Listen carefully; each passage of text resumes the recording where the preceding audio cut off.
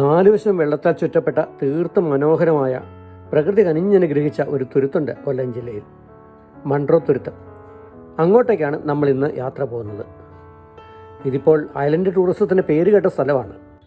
Munro തുരുത്തിലെ view പോയിന്റിലേക്കാണ് നമ്മൾ എത്തിയിരിക്കുന്നത്. വള്ളത്തിലോ കുട്ടവഞ്ചിയിലോ കായലിൽ ഒന്ന് കറങ്ങണമെന്ന് തോന്നുന്നവർ ഇവിടെയാണ് അതിനായി വരേണ്ടത്. നാട്ടുകാർ റെഡി, അവർക്കതിന് ലൈസൻസ് ഉണ്ട്. അവർ നമ്മെ ആഹ്ലാദത്തിൻ്റെ സന്തോഷത്തിൻ്റെ മറ്റൊരു തുരുത്തിലെത്തിക്കും. വെള്ളവും വള്ളവും കായൽ പരപ്പുകളും കണ്ടൽക്കാടുകളും നിറഞ്ഞ പച്ച പ്രകൃതി. ഈ സൗന്ദര്യം ആവോളം ആസ്വദിക്കാനും ഇവിടുത്തെ ഹോം സ്റ്റേകളിലും റിസോർട്ടുകളിലും താമസിച്ച് കായൽ കടൽ വിഭവങ്ങൾ കഴിക്കുവാനും നിരവധി സ്വദേശികളായ സഞ്ചാരികളും വിദേശ വിനോദസഞ്ചാരികളും ദിവസേന ഇങ്ങോട്ടേക്ക് എത്തുന്നുണ്ട്. നമുക്കും ആ പച്ചപ്പിൻ്റെ സ്വർഗ്ഗതീരത്ത് അല്പനേരം ചെലവഴിക്കാം. പണ്ട് തണുത്തുറഞ്ഞു കിടന്ന ഈ തുരുത്തിനെ കല്ലട നദിയിൽ നിന്ന് ചാലുവെട്ടി ഹരിതാഭമാക്കിയത് മൺട്രോ സാഹിബാണ്. അങ്ങനെയാണ് ഈ ദ്വീപിന് മൺട്രോ തുരുത്ത് എന്ന പേര് കിട്ടിയത്. അദ്ദേഹം കുറേ നാൾ ഇവിടെ താമസിക്കുകയും ചെയ്തതായി ചരിത്രം പറയുന്നു. അതിരാവിലെ തന്നെ കയാക്കിങ്ങിനും ചെറുബോട്ടുകളിൽ സ്വൈരസഞ്ചാരത്തിനുമായിട്ട് ഒരുപാട് പേർ ഇവിടെ വരുന്നുണ്ട്. വലിയ ഓളങ്ങളില്ലാത്തതുകൊണ്ട് തന്നെ തണുത്ത കാറ്റേറ്റുള്ള കായൽ യാത്ര രസകരം തന്നെ. പലരും ഫാമിലിയായിട്ടാണ് വന്നിരിക്കുന്നത്. യാത്രക്കാരായ എല്ലാവർക്കും ലൈഫ് ജാക്കറ്റ് നിർബന്ധമാണ്. ഒരു തരത്തിലുള്ള അത്യാഹിതം ഇതുവരെ മൺട്രോ തുരുത്തിൽ റിപ്പോർട്ട് ചെയ്തിട്ടില്ല.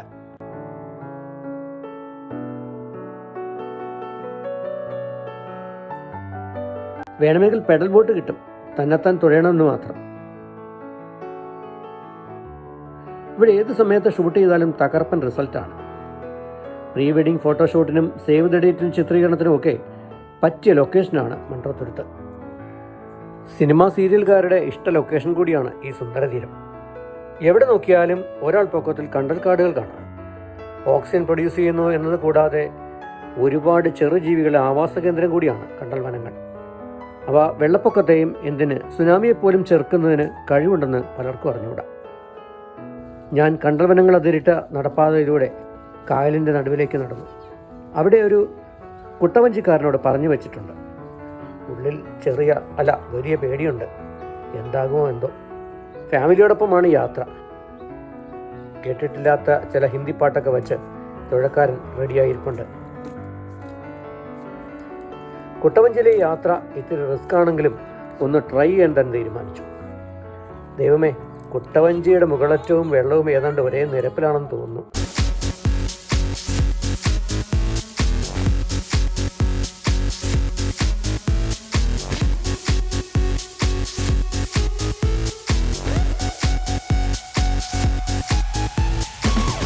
ഞങ്ങൾക്ക് മാത്രമേ പേടിയുള്ളൂ. ഞങ്ങളുടെ സാരഥി വളരെ കൂളാണ്.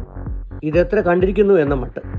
എന്തായാലും അദ്ദേഹം ആയാസപ്പെട്ട് തുഴഞ്ഞ് ഞങ്ങളെ അഷ്ടമുടിയുടെ ഉള്ളറുകളിലേക്ക് കൊണ്ടുപോയി. നേരെ ഉച്ചയായെങ്കിലും വെയിലിന് നല്ല ചൂട് തോന്നിയില്ല. വിശപ്പും ദാഹവും തോന്നിയില്ല. ക്ഷീണവും തോന്നിയില്ല. കാഴ്ചകൾ വശ്യസുന്ദരമായ കാഴ്ചകൾ മാത്രം.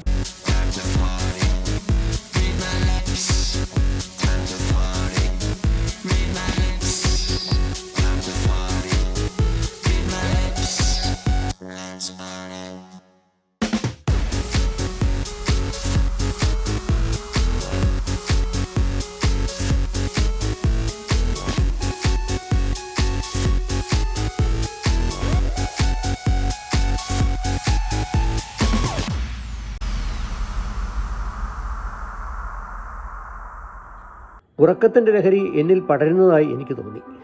അപ്പോൾ നമ്മുടെ തുഴക്കാരൻ പറഞ്ഞു, ഓ ദാ കലുങ്ക് ശ്രദ്ധിച്ചോ, നമ്മൾ അതിനടിയിലൂടെയാണ് പോകുന്നത്, സൂക്ഷിച്ചിരിക്കണം. ഞാൻ പതുക്കെ തല താഴ്ത്തിപ്പിടിച്ചു. ഇവിടെ ഇപ്പോൾ അങ്ങനെയാണ്. ധാരാളം റോഡുകൾ വന്നിരിക്കുന്നു. റോഡുകളെ വെള്ളമൊഴുകാൻ പാകത്തിൽ കലുങ്കുകളുമായി ബന്ധപ്പെടുത്തിയിരിക്കുന്നു.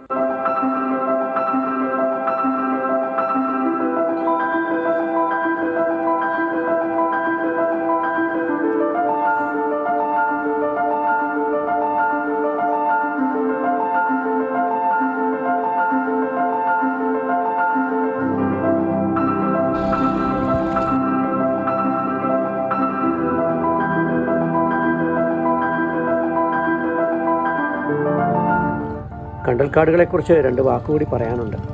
കുടിവെള്ളത്തിൽ കടലിൽ നിന്നും മറ്റും ഉപ്പുരസം കലരാതെ കാക്കുന്നത് ഈ ചെറുവൃക്ഷങ്ങളാണ്.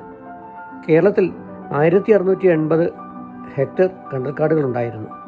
അത് കുറഞ്ഞ് 1000 ഹെക്ടറായി ചുരുങ്ങിയിട്ടുണ്ട്. കല്ലൻ പൊക്കുടനെ പോലുള്ള പരിസ്ഥിതി പ്രവർത്തകരുടെ ശ്രമഫലമായി കണ്ടൽ വെച്ച് പിടിപ്പിക്കുന്നതിനുള്ള സംരംഭങ്ങളും മറ്റൊരു ഭാഗത്ത് നടന്നു വരുന്നുണ്ട്. നീർപക്ഷികളെ സംരക്ഷിക്കുവാൻ, മത്സ്യങ്ങൾ പെറ്റുപെരുകുവാൻ, കടലാക്രമണങ്ങളെ പ്രതിരോധിക്കാൻ കണ്ടലുകളെ സംരക്ഷിച്ചേ മതിയാകൂ.